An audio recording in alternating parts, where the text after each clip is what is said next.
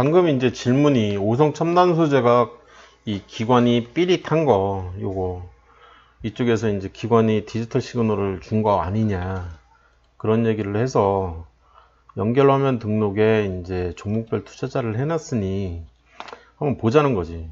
장난을 열심히 치고 있네. 거기에 금투가 들어온 상황인 거네. 기타 금융이. 어제는 사모펀드가 이제 팔아서 밑으로 내려가는 차트를 만들어 온 거고, 그래서 이 금융투자에서 어떤 테스트를 하고 있는 거는 지금 보이고 있는 거고, 그래서 이거 해석은 뭐 지금 할 필요도 없고, 사실 지금은 이 정도 얘기만 하고 넷마블로 바로 넘어가자고. 넷마블 같은 경우에는 이제 역대 차트부터 와야 될 것 같은데, 역대 차트가 이거네. 그러면 저점과 고점을 찾고 그 오른쪽만 분석하면 된다. 사실 이 오른쪽을 분석하기 전에도 여기서부터 1년, 2년, 2년 6개월, 2년 6개월 정선 돌파인 거지, 얘가. 그지? 2년 6개월 정선 돌파 이후에 좀 많이 갔구나. 이런 생각을 가지면, 뭐 10만원에서 20만원으로 가는데 지금 3개월도 안 걸린 거잖아. 그지? 3개월 걸린 건가? 10만원에서 20만원 가는 데까지 한 달, 두 달, 일주일 간 거네. 두 달, 일주일 만에 그냥 2배 날아간 거니까 이 넷마블은 사실 10조짜리 대형주지. 어제 요거 기준으로 10조짜리. 그러면 이 정도면 8조라는 얘긴데 8조짜리 대형주가 2배 날아가는데 2달밖에 안 걸렸다는 게 우리나라 증시가 되게 허접해요. 이런 거 보면. 그리고 다시 급락하고. 그 상태에서 이제 저점을 잡으면 항상 지지선 분석을 먼저 하고 오늘자 기준이고 오늘자 기준 이전 거를 이제 그리면 얘였던 거지. 그래서 돌파가 되고 난 다음에 얘를 좀 치고 올라오면 그때는 사도 될 테지만 아직은 위험한 상태인 거지. 그러니까 지금의 주가는 여기하고 여기 요 사이를 왔다 갔다 하는 거 아니야? 이런 생각을 가져야 되는 거지.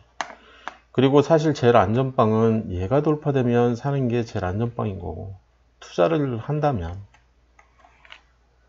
아직은 택도 없는 거지. 넷마블로.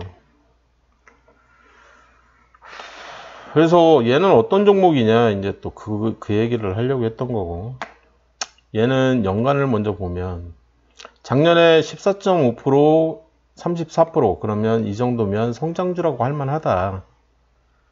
2020년도가. 근데 1사분기는 7%에 165%. 이거 여전히 성장주인데, 이 정도면. 성장주 취급을 받아야 되는데. 근데 2분기가 실적이 안 좋대잖아. 1Q. 2분기? 한번 볼까? 뭐 2분기 실적이 나왔으면은 이제 공시가 떴을 거고, 최근 3개월 이내에 이제 어떤 공시가 이제 나왔어야 되는 거고. 여기 있네, 잠정 실적 공시. 실적을 봤더니 오 마이 갓, 마이너스 15%. 영업이익 마이너스 80%. 살벌하네. 마이너스 43%. 쉽게 얘기하면 잡주지, 잡주. 잡주성 우량주로 바뀐 거네. 성장주에서. 이러면 이제 주가는 반토막 난다.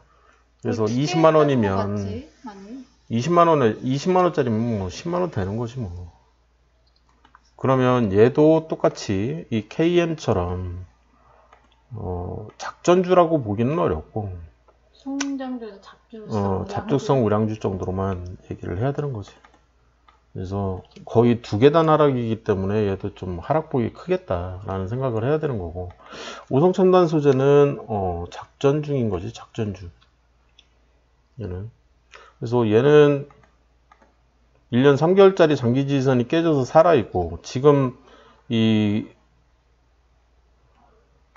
넷마블 같은 경우에는 얘가 지금 깨져서 살아있는 거니까 1년, 얘도 1년 3개월짜리인가 보다. 그지? 8월이니까 3, 1년 3개월짜리. 1년 3개월짜리 깨진 애들이 상당히 많을 것 같아. 내가 봐도. 장이 워낙 안 좋았으니까. 넷마블. 그러면 6개월 이상의 중장기 저항선 돌파를 기다려야 되는 거지. 얘도. 이게 맘 편한 거야. 이렇게 사는 게. 근데 얘는 그나마 다행인 게, 이 넷마블 같은 경우에는 다행인 게 6개월짜리 중장기 저항선이 뭐 그닥 멀리 있는 게 아니지. 뭐 예를 들어서 히림 같은 애. 예를 들어서 얘가 이제 1년짜리 중장기 지지선이 깨졌다고 쳐. 1년짜리 중장기 지지선이 여기서 깨졌다고 쳐. 그러면은 이제 한 달, 두 달밖에 안 지났는데, 두 달 반밖에 안 지났는데 6개월짜리를 기다리려고 하면 맘 상한다는 얘기지. 응? 이해됐지 무슨 얘기인지? 넷마블은 그나마 낫다. 그동안 많이 기다려왔어, 넷마블.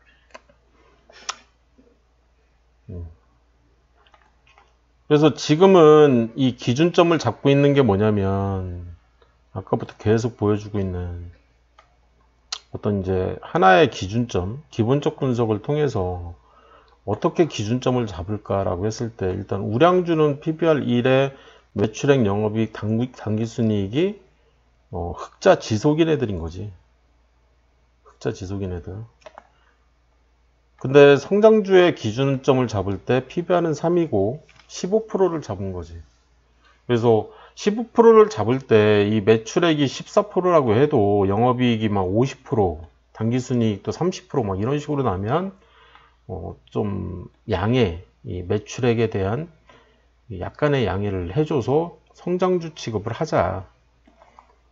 초고속 성장주는 30%.